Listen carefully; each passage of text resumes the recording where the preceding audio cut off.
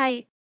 Welcome back to Braille's channel. Nagbabalik po tayong muli para sa panibagong kaalaman at impormasyon na para po sa inyo. This time, ay ibabahagi po natin ang nakaambang ng pagbibigay ng allotted budget para sa social pension ng mga qualified beneficiaries nito at ang pagdadagdag pa rin ng pondo para mapasama ang mga waitlisted pensioners. Ang lahat ng yan ay ating ibabahagi sa inyo. But before po tayo mag-start sa ating topic, kung bago ka pa lang sa aking channel, please do kindly subscribe.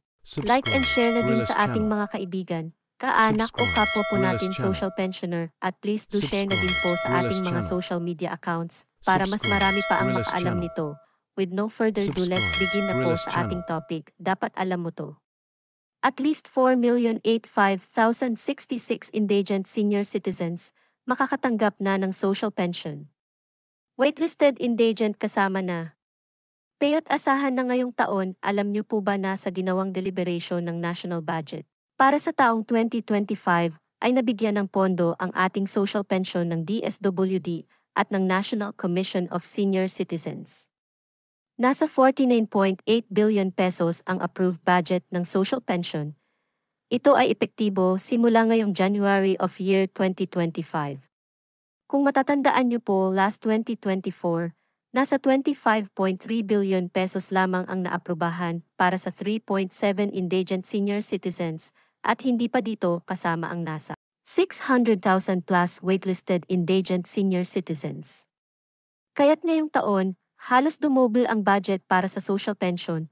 Umabot na ito sa 49.8 billion pesos na pondo para sa mahigit 4 million plus na mga beneficiaries at good news na rin kahit paano dahil makakasama na po dito ang nasa 490,000 waitlisted beneficiaries na mabibigyan ng social pension. Sa ngayon po, ang existing na programa pa lamang ay ang national pension para sa mga indigent senior citizens.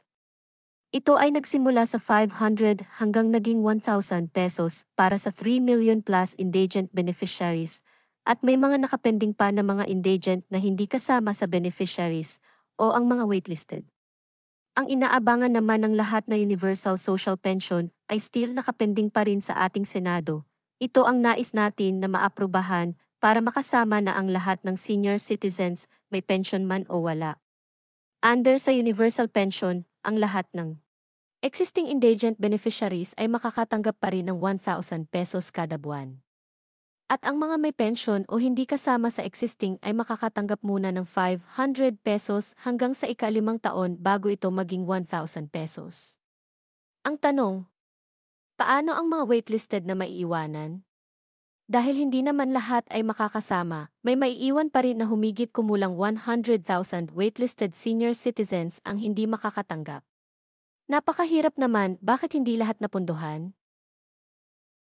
Paano naman ang mga maiiwan ng mga indigent senior citizens? Kailan nga ba maisa sa batas ang universal pension? Sana ay hindi ito magamit sa politika at mas piliin talaga ang karapat-dapat na mabigyan ng social pension. Samantala, ang Expanded Universal Centenarian Cash Benefits ay nabigyan naman ng 3 billion budget ngayong taon para sa ating mga octogenarian, nonagenarian at centenarian beneficiaries.